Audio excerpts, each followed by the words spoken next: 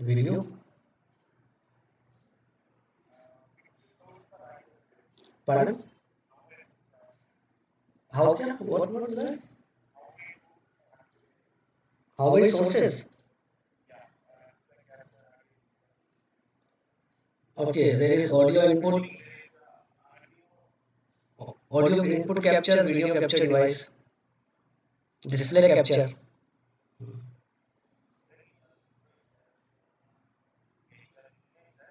minimize this ODS, OBS.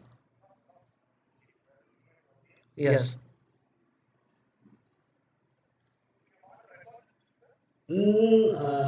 I don't know if someone can because I don't know this thing.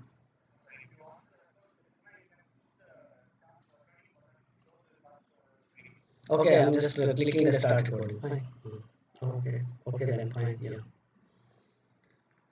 Now we will play the video and then the presentation. So I should play the video. Okay. Are you able to see it? Huh? You see? Yeah. Heading the School of Literature at Sri Mata Vaishnav Devi University, Jammu Kashmir. Heading the School of Is it coming? Heading the School of Literature at Sri Mata Vaishnav Devi University, Jammu Kashmir. Heading the School of Literature at Sri Mata Vaishnav Devi University, Jammu Kashmir. His research interest in language documentation writing, descriptive grammar, and preservation of rare and endangered languages in South Asia. Poems are a great way of saying welcome to the family. It gives me a great pride to stand by your side to welcome you for this session that make the session blessed for drowning you an edge. You become the support of the starving. We get inspiration from you today. In life, I wish to be like you. Thank you for coming here for this webinar session. This gathering here is delighted. This place is filled with brightness, defeat to go victory. Got cold air in his hot weather. You came like sir, like trouble got some medicine. Sir, upon your arrival to the session, everyone mild here, I welcome you to make this occasion a memory and moment and many remember. On behalf of the management and on behalf of the HOD, I heartfully welcome Amitav Vikram Dwivedi from Jammu and Kashmir for this today's session. Okay. Now you can see the slide. Okay.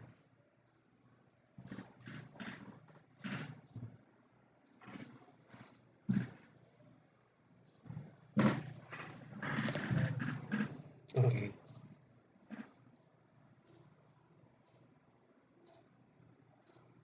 Yeah, it's full screen. Okay. Fine. Okay. Fine. Okay. Thank you. Bye. Okay. Good morning, all of you. The topic of today's presentation is language and communication, the role of syntax and pragmatics in analyzing conversation. Now, when we mingle language and communication, we are looking at the functional view of language. We are treating language as a tool that enables us to communicate with each other. This view is opposite to the formal view of language that considers and studies how languages are structured, how they are acquired by human beings, and the other. And the pioneer figure in this field of study, that is this functional view of language, goes to M.A.K. Halliday. In this conversation, we will discuss how language and communication both are related to each other, how one is supplementing other, as well as we will also see the formal fields like syntax and pragmatics, what is their roles in analyzing any conversation occurs either in formal or informal setup. Now, how this language, how this beautiful gift is structured. When we communicate to anyone, generally we produce sound waves, and these sound waves are actually translated into speech sounds, and they are recognized by the person that these sound waves are actually speech sounds. And these speech sounds are recognized in the form of words, phrases, and sentences. Then these word phrases and sentences are translated into meaningful thoughts and ideas, and we'll come to know what is said, and we come to know that what is the meaning of that particular utterance. So this is a beautiful arrangement starting from sound waves and reaching to meaningful thoughts and ideas. I sometimes call this arrangement that happens in the mind of human beings, that human mind, human brain is a sophisticated translating machine that translates sound waves into meaningful thoughts and ideas. This looks so simple and so systematic, but however, this is very complex activity, and the role of our auditory apparatus is also very important. Realizing what is a word, what is a phrase, and what is a sentence, and a discourse. So these things are quite important uh, when we talk about how communication takes place. Now, how this language is structured, that we need to understand. The minimal meaningful sound unit is phoneme. Individual phonemes generally they do not have any meaning. If I say b and I say what is the meaning of b, then you will simply reply b is a sound. You are making some sound, but you can't refer to that sound to anything in the world. So when these individual sound units, when these sound segments, they combine together, they make morpheme. So morpheme is a larger unit than phoneme, and in morpheme you have this information of grammar. For example, you have this bats, and bat is one morpheme, and this letter S is another morpheme. So letter S is providing you the information that the word is not singular but the word is plural. So you combine these two morphemes and now you have a word like bats. Then you have a word like the, and you combine the and bats, then it becomes a noun phrase, the bats. Then further you make a clause like while it is proved, it is the clause, the bats harbor viruses, two clauses that you have. And then you can make a sentence, it is proved that the bats harbor viruses. You start from the minimal sound unit and you are reaching to a sentence. And then when you have more than one sentence, then you can have a discourse. The difference between a clause and a sentence is a sentence provides a complete thought, whereas a clause does not provide a complete thought. However, in a sentence you have more than one subject and predicate, but in clause you can have only one subject and a predicate. This is the difference. So this is how language is structured.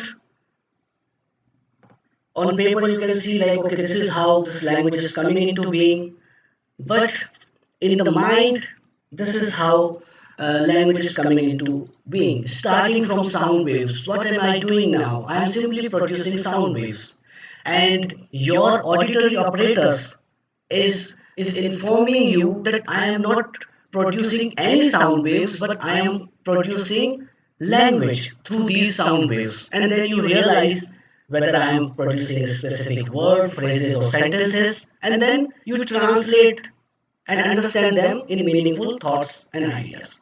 So, this is our basic understanding of language and the basic understanding of how language is used, understood, and structured. Now, consider these sentences. Sentence 1, I can hear you. John hit Mary. She is a pillar of the community. Speech is silver, but silence is golden. When I say I can hear you, if you go to the literal meaning, then it is not actually I can hear you. It is, the meaning is I can hear your voice. You is representing your voice. Then John hit Mary. It is not the whole of John is hitting the whole of Mary. It is some part of John is hitting some part of Mary. She is a pillar of the community.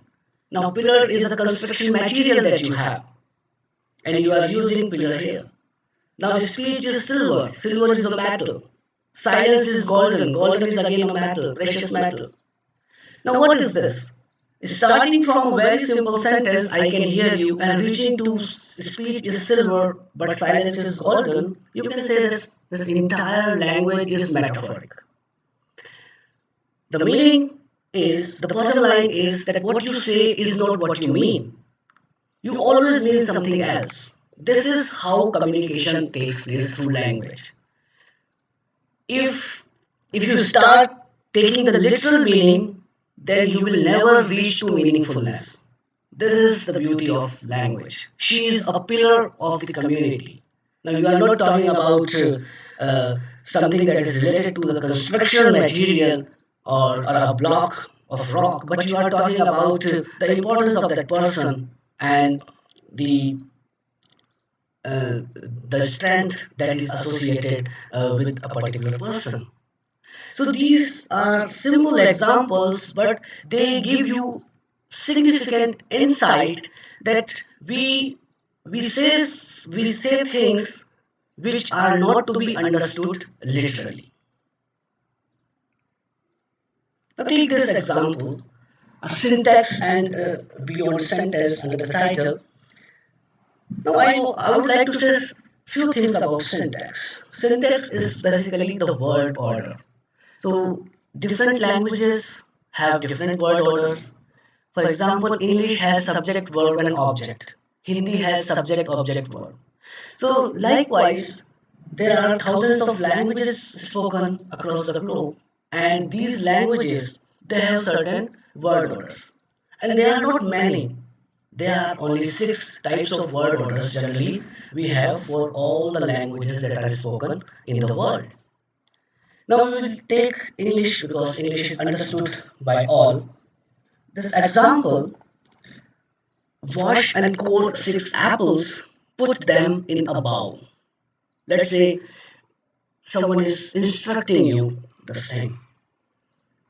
This example has been taken from Halliday and Hassan book Cohesion in English.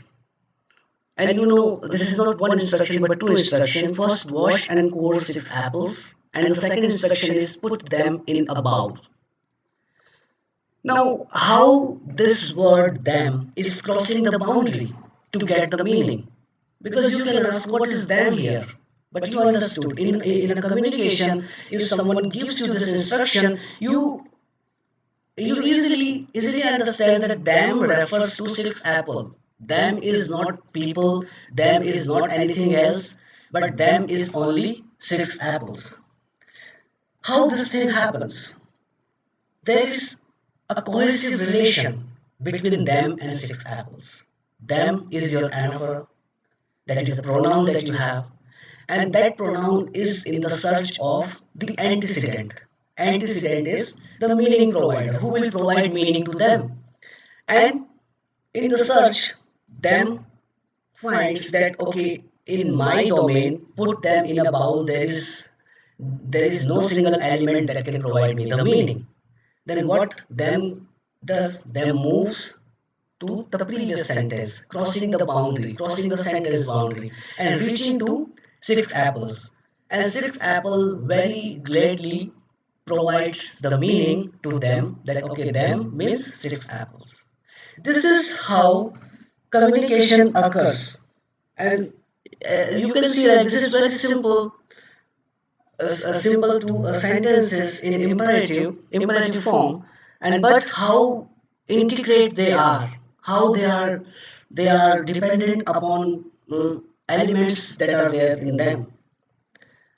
Also, you can notice that in this sentence there is no subject.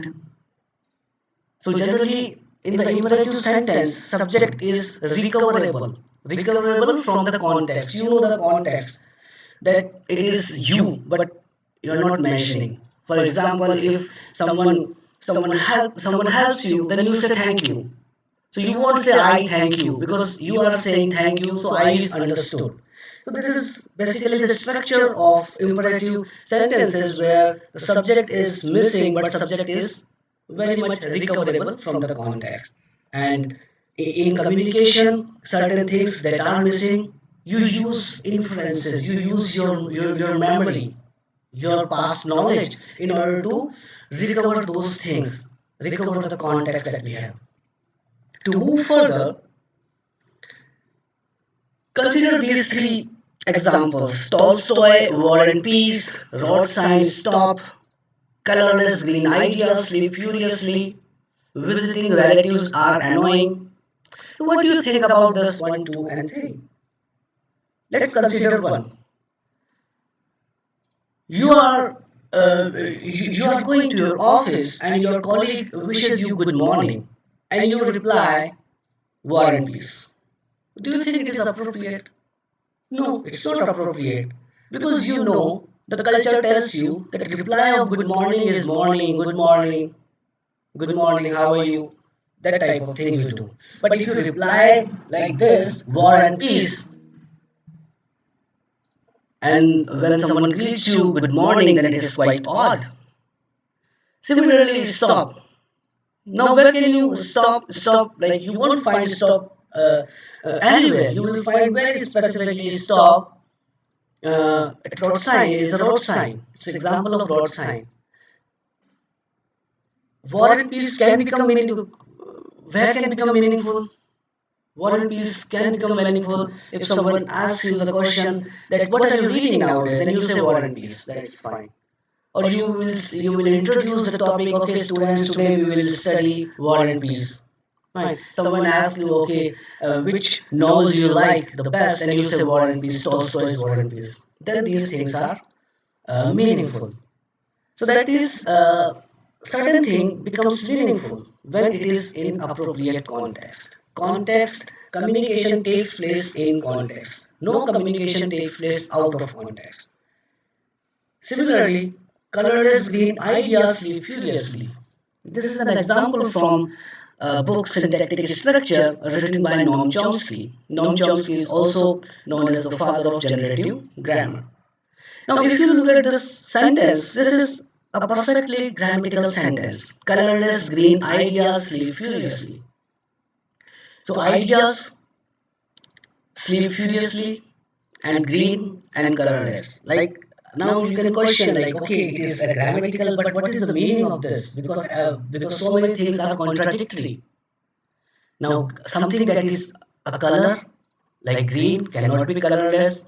If you have ideas, then ideas, they never sleep. And if something sleeps, like we human beings or any animal, then they sleep nicely, peacefully, silently, calmly, but not furiously. So there is no meaningfulness associated in this utterance. And if you utter this sentence, then people will wonder that what do you want to say. So similarly, grammar is is not the guarantee of a perfect communication. You cannot say, I know my grammar, so I can communicate efficiently, effectively. That is not done. So you need to take care of context. So if I want to use colorless green ideas sleep furiously, then I can use this sentence when I am teaching linguistics. I am describing the difference between grammaticality and acceptability. I am teaching meaningfulness. Then I can use this type of sentence. Similarly, you have visiting relatives are annoying. Now, this sentence you let's say you utter in a context, but again this sentence is an ambiguous sentence.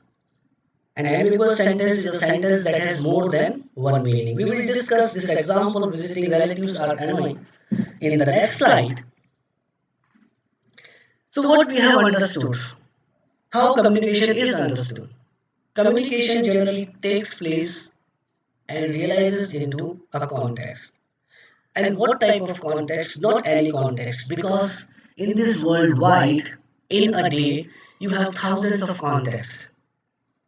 But communication realizes into a meaningful unit when communication occurs in a knowable context.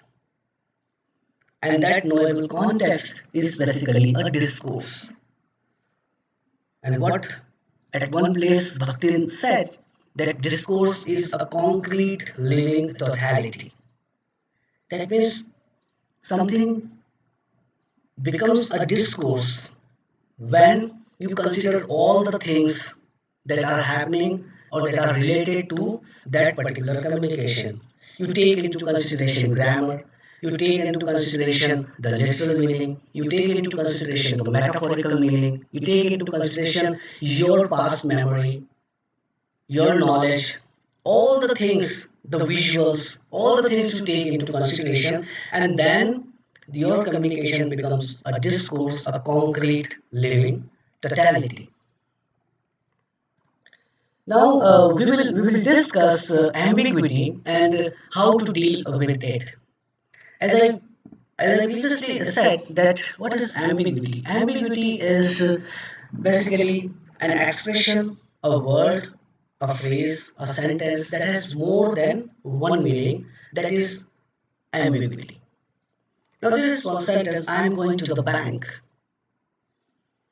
Now this sentence is also ambiguous because of this lexicon. The lexical bank has more than one meaning. One meaning of bank is financial institution.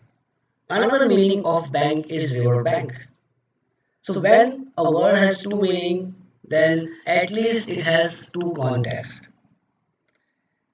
Now let's assume a situation that you are living at a place where there is also a river and there is also a financial institution.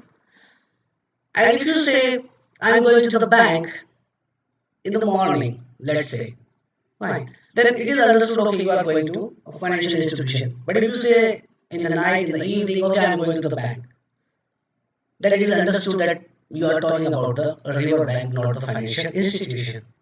So this is how the context. One context is the working time. In the working time, official time, you are saying I'm going to the bank. You are dressed up, fine. So you have your passbook or any other document, or you have made a previous utterances like that related to bank. That you have some bank in the bank, you have some work in the bank, and you want to complete that.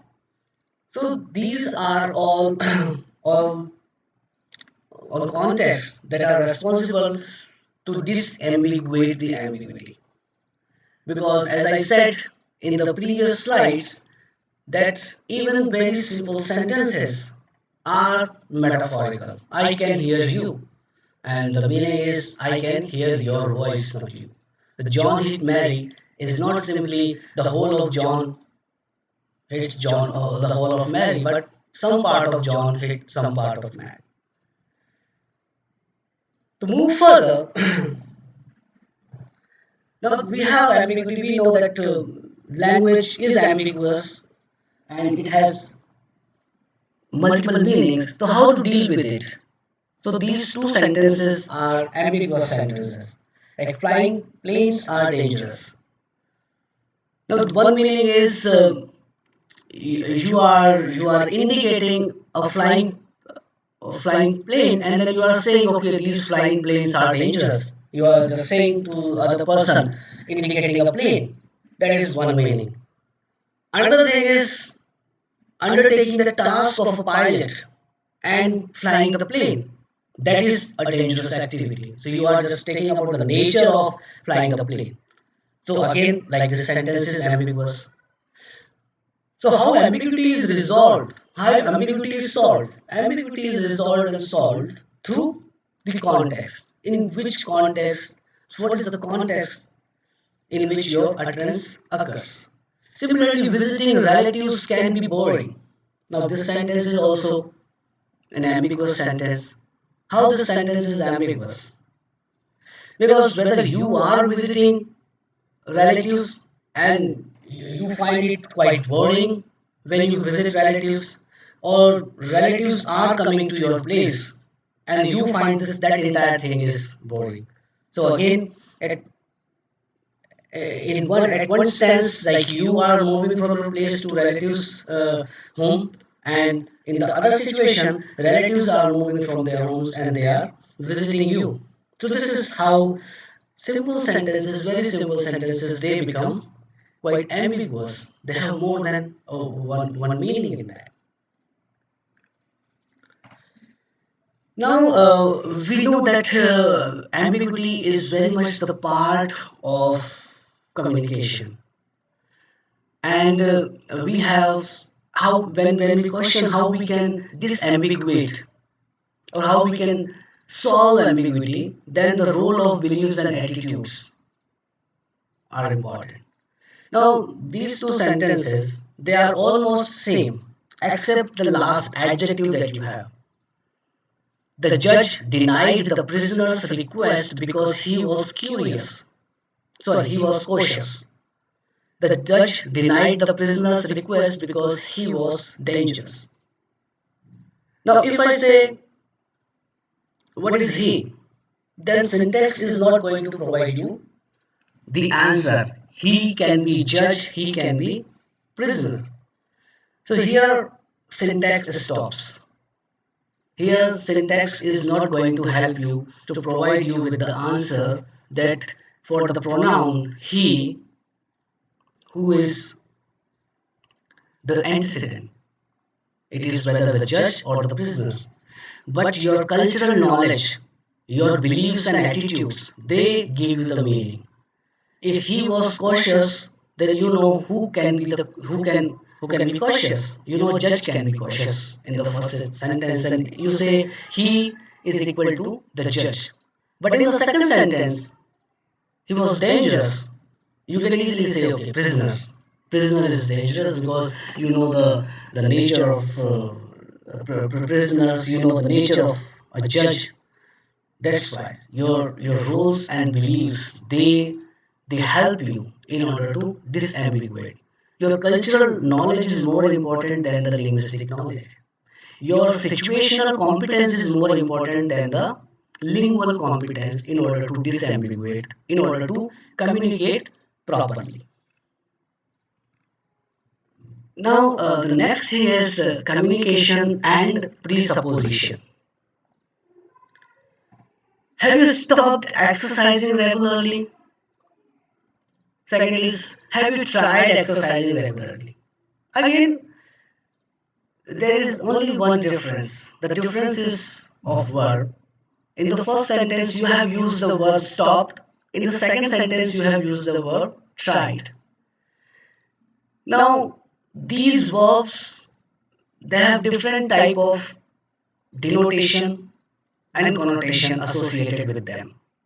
By the way, denotation is the dictionary meaning that you find in a formal dictionary, offline or online, and connotation is the cultural meaning. So when you utter an utterance or when you hear an utterance, in order to understand that particular utterance, you use both these knowledges, denotative knowledge that is associated with the dictionary meaning. For example, dog. The dictionary says dog is a four-legged canine animal, that is a domestic animal. But you can also say he is a dog. Now this is a metaphor, like he is a dog. Now this dog is not four-legged domestic canine animal, but here the dog is. You can say he is a dog if the context is like he is very very faithful, then it's also. And if someone is very wicked, then you can also say he's a dog. So it depends upon the context, your situational competence, that what is the meaning of dog.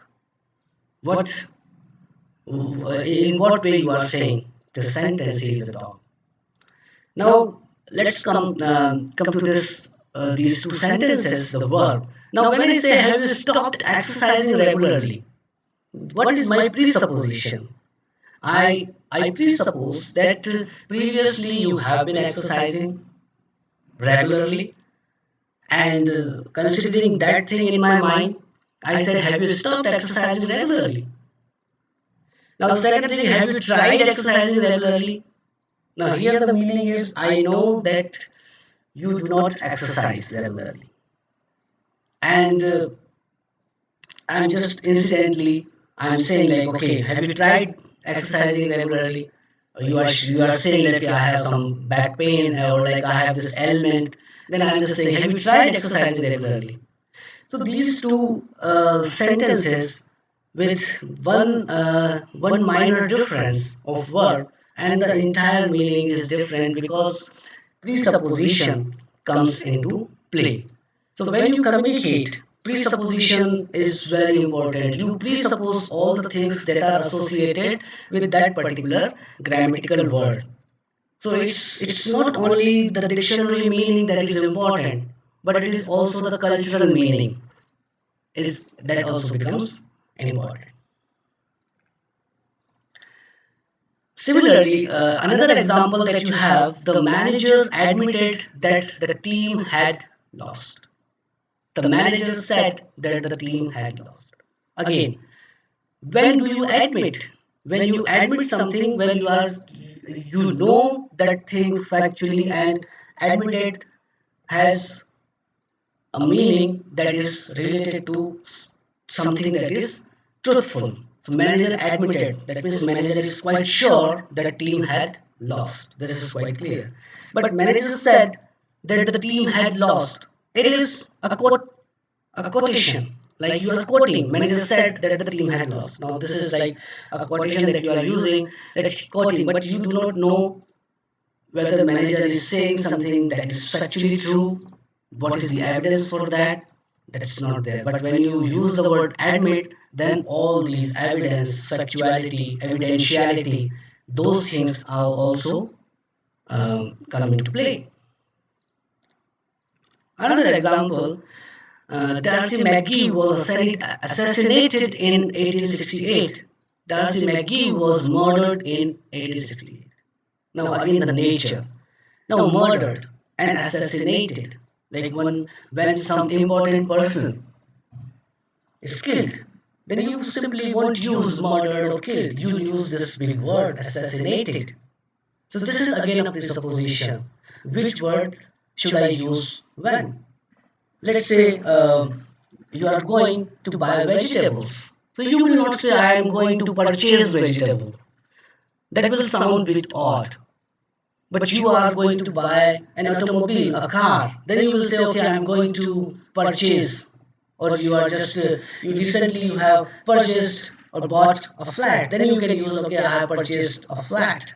So this is the nature of verbs, of words that are associated. So you have certain words which are more formal, fine, which are to be used when a big shot skilled, then you will use them. And when like everyone or like a common person is dying, then you will say like it's killed or murdered.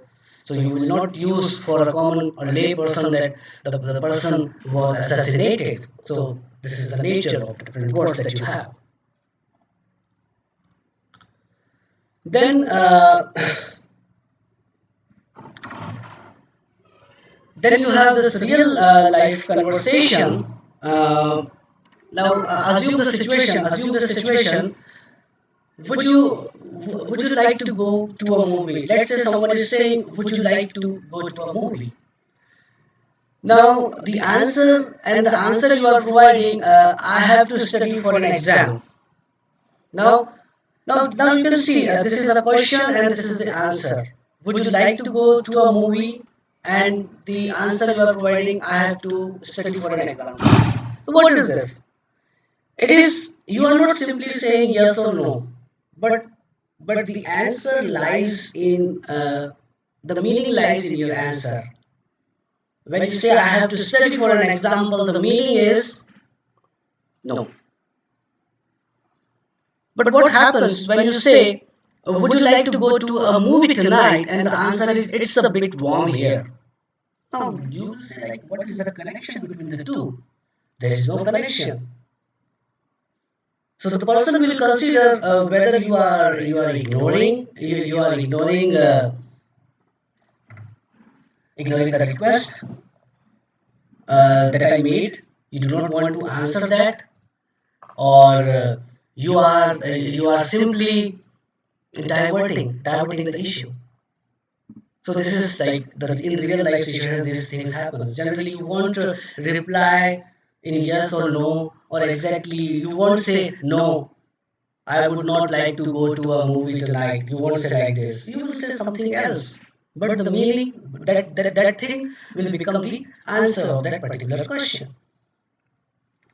Again, one example, like the same example, that how come I have to study for an exam is an answer for would you like to go to a movie tonight? This is because of this term conversational implicature. And what is conversational implicature? That you draw inferences. Inferences are actually guesses that you make. To draw inferences about what is meant but not actually said. So this is like the meaning is no, I can't go with you, but it is not actually said. So this conversational implicature, they work throughout the conversation that takes place. For that, considering these conversational implicature, we have a term like cooperative principle and conversational maxims. Now, what are these cooperative principles? The cooperative principle is this one succinct one liner, make your contribution appropriate to the conversation. So now appropriate is very commonsensical thing, but it is not that easy to understand because they are not giving you much rules. But again, what is appropriate is to be understood when we deal with conversational maxims that we have. So we have these four conversational maxims. And what are they? First maxim is the maxim of relevance. When you communicate, when you talk, be relevant. We will discuss all these maxims one by one. Maxim of quality, try to make your contribution one that is true.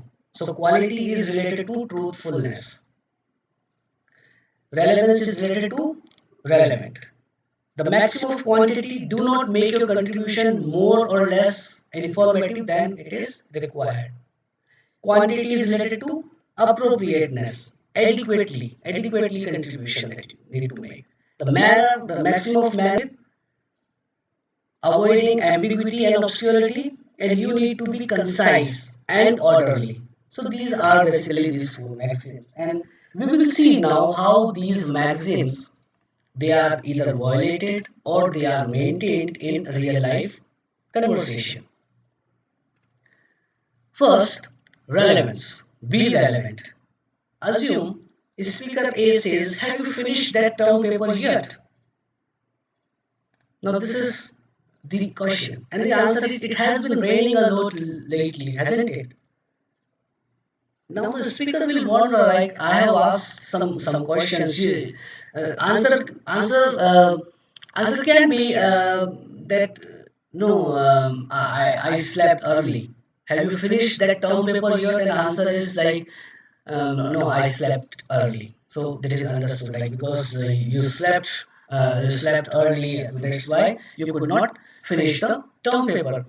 But all of a sudden, you are answering something untoward. You are answering like, it has been raining a lot lately, hasn't it? So there is a mismatch between what is the question and what is the answer. So here there is a violation of the maximum of relevance that we have. Now next, there is another maxim, the maxim of quality, and we have discussed try to make your contribution one that is true. Now what's the weather like? Like generally when we meet with people generally, because we do not know how to start our conversation, either we greet the person, we ask about how are you, how's family, or we ask about the weather. So weather is the most important topic, the starter. Like once we are on a table, on a dining table, then first thing is the starter. So you can consider that discussing weather and politics also, people they provide finer, like political ideas, fine, like prime minister should do like this. So like, they become so intelligent all of a sudden that they start providing their opinion on a dining table. So you should consider these things, talking about politics, talking about social issues, talking about weather is basically a starter for the communication, because generally it is considered inappropriate if you abruptly come to the point. So even like if you come to the point, then people will feel, oh, how rude that person is. The person didn't ask me about my well-being, about my family, how am I doing. So this is how, but it is also cultural specific. Like in my culture, if you directly come to the point, then people will consider it very bad. But in certain cultures, like if you do not come directly to the point, then they will feel bad that okay, why this person is beating around the bush, why this person is not coming to the point. So similarly, this is one example of this weather communication that we have. And what's the weather like? And it's raining. So as we have seen that your contribution is that you need to maintain truthfulness. So you are here true, you are telling about it is raining. And now you may cross question that how do we know? For example, like I'm making a call to a person who is living in New Delhi, and I am asking that person, okay, what's the weather like? Then the person will say it's raining. I I cannot see that person. I cannot assume. But this is how communication takes place. So we need to believe. We like human beings. We are vulnerable because we have this understanding that if someone is saying this thing, then that means that thing is true. And sometimes if there is a disbelief, then what generally you do? Generally, you ask really. It's very sunny here. So it's like really is again like you are confirming. You are confirming whether it is raining or not. So again, this thing, like to make your contribution one that is true. So if you are saying something and that is actually the factual thing that you have, then obviously your contribution is of the truthfulness, this maxim you are making, like you are maintaining this maxim. This is. Now next we will come to the next maxim, that is the maxim of quantity. Now what we have seen, like do not make your contribution more or less informative than required. So someone asked me whether I know that particular famous author, or where does that famous particular author live. One answer is in India. Fine. So you are asking about one famous writer, and where does that person live? And you say in India. The next answer is quarter number 304, Green Island, Nelson Mandela Road, New Delhi, India 100001. Now you can see like which is appropriate. So you need to consider the nature of the question. If someone is asking that particular question and considering the mind only the nationality, then you will say the person lives in India, and that's the end of the story. But at the same time, if you sense from the context that person wants to meet the person personally, then you will provide the entire detail. Okay, this is the address, and I know the author. If you want to meet that particular author, you can go and meet. to the person, or if you sense that the person is trying to write a letter to that particular author, then obviously you will provide this. So this is again, the context becomes so much important that you need to gather information from the context, and then you need to tell that what is what. This is how the things happens. Now the next maxim, that is your the maxim of manner. Avoid ambiguity and obscurity. Be brief and orderly. Now what does this mean, be brief and orderly?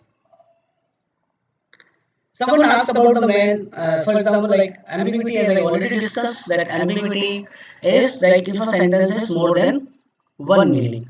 So you need to understand ambiguity has nothing to do with this metaphoric nature of language. These two are different things.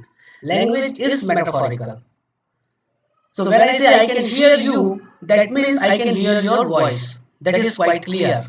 Fine, that is quite understood, that I can hear your voice. So this is a metaphorical nature, but you can't say like I can hear you is also an ambiguous sentence. No, it is not. It is simply metaphorical. Ambiguous has to do with something that has more than one meaning. Fine. And once something has more than one meaning, then you can have this obscurity. At the same time, in this maxim, you need to be brief and you need to be orderly. For example, someone asks about the man, like this is basically the person says, who is that man lives with Mary? And if the answer is Mary's husband, then obviously this answer is like this is like that means you have not understood the question. So why you have not understood the question? Because when you say then you will just, if you want to ask about Mary's husband, then you will directly ask who is Mary's husband. You will not beat around the bush. That means you are not brief, you are not orderly. You are asking about the man who Mary lives with. That means you are asking about a person who is actually not the husband of Mary, and you are asking about that man. You are interested in that man. That in that particular context, you make such type of construction, a bit long construction. Instead of saying like who is Mary's husband, you are actually saying the man who Mary lives with. So again, like this is the violation of the maxim of manner that you have. So this is I think the last slide that I have, and what we have discussed. I will just give you a quick recap that we have discussed. First, we have started with with the nature of language and how the language is structured and how the communication takes place. These things first we have discussed. Then we have come to that when we communicate each other, generally we are communicating in sentences. That means we create a discourse. And in discourse, what happens? One sentence or the meaning of one sentence is very much dependent upon the previous sentence. That means previous sentence becomes a context for the second sentence. So here, like previous sentence is becoming a context, providing its meaning that we have discussed. Then we have also discussed that it is not only the content. It is not only the context, but it is also the knowable context. Because, as I said, we have thousands of situations in a day, in a single day, thousands of situations, thousands of permutation combinations that we have. But this knowable context makes us realizing communication and making the communication into discourse. And what Mikhail Bakhtin says, a living totality, concrete living totality that we have. Then we have discussed ambiguity at word level and what is the role of the context that we have. Then we have discussed ambiguity at sentence level and how it can be disambiguated. Again, the knowable context come into play. And we also discussed that when syntax fails, then pragmatics comes into play. That means beliefs and attitudes, they come into play to disambiguate a sentence, Presupposition, again a pragmatic device that you have that comes into play. And when we talk about presupposition, we should not forget about denotation and connotation that are associated with words. And then we know that in real life situation, generally we won't answer directly. We answer in inferences. Like we need to take help of inferences if we need to get what is said. And this is one term that is conversational implication that we have that is associated with that. And the most important thing is we need to maintain this cooperative principle. And if you question me that whether it is possible to maintain all these maxims in one utterance, the answer is no. Because sometimes you are maintaining quality and violating quality. You are maintaining, let's say, manner, but you are violating relevance. So the point is it is very difficult. It is very difficult to maintain all in one utterance. But at least in one utterance, in one sentence, you can say, okay, in this utterance, I have maintained the relevance and the quality. Let's say when we talk about 7 C's of communication, then in one utterance, it is very difficult to find out that all 7 C's is maintained. But you must try to contribute appropriate to the conversation. That is basically the bottom line. That is basically the essence when you talk in a real life situation, and that is the guideline, basically the guideline of cooperative principle that you have. And we have discussed these 4 maxims, that how you can be relevant, and how you can maintain the quality, how you can maintain quantity, and how you can maintain manner.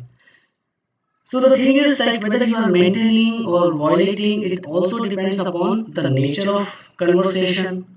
For example, if you want to be sarcastic, now you can't be sarcastic and you be relevant. Why? So again, like, but you sometimes situation directs you to be sarcastic. Fine. So let's say you are quite poetic and you are saying like my love is like a red rose.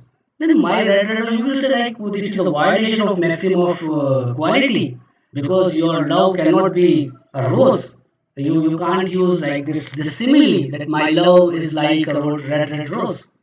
Or like Shakespeare says, shall I compare thee to a summer's day? So how can a beloved can be compared to a summer's day? So again, like in poetry, obviously you cannot maintain most of the time these maxims. But what we are taking into consideration, we are taking into consideration real life conversation. In real life conversation, in day-to-day conversation, if you want to make that conversation a successful conversation, then we need to at least maintain and making our contribution appropriate to the conversation. So these all things we have discussed, and this manner is also important. We need to know what comes first, what comes next, and in that particular manner, we need to organize our thoughts and utterances. This is how we can. Now, this manner is quite important when you are writing a research paper. Many researchers, they actually do not know what comes first, what comes next. So manner becomes more important when you are writing. So sometimes you are repeating yourself in a paraphrase what you have already said in the paper. You are writing in the abstract. You are simply copying, pasting, and writing in the abstract. So that is again the violation of this conversational maxims. So these maxims, though they are guidelines for a successful conversation, a real life conversation, but these maxims are also applicable if you want to analyze a poetry, you want to analyze, or you want to write a research paper. Then these maxims can work as a guideline.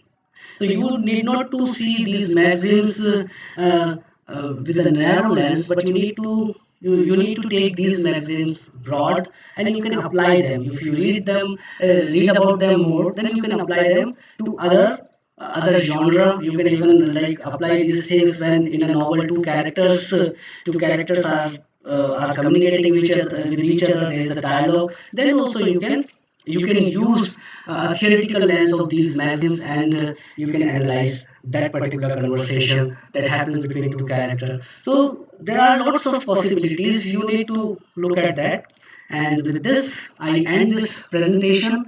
Thank you, organizers and all the participants. If you have any question, please write in the live chat, and I will try to answer your questions. So we will take a couple of questions, a few questions, and I will try to answer. Uh, so I'm reading, like I'm seeing what people like. Someone is asking for a feedback form. So I request the organizers to provide feedback form to all participants. So they will get a feedback form, and they will get, I think within a week, all the participants will get their certificate, as this was informed to me by the organizers. But I'm more interested to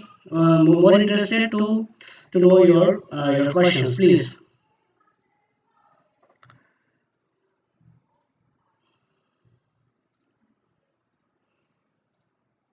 Okay, Shubham Bhartiya is asking, can you talk about discourse more?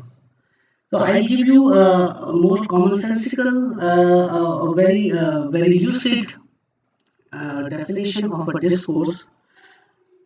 A discourse is generally more than one sentence. So you can consider this as a discourse.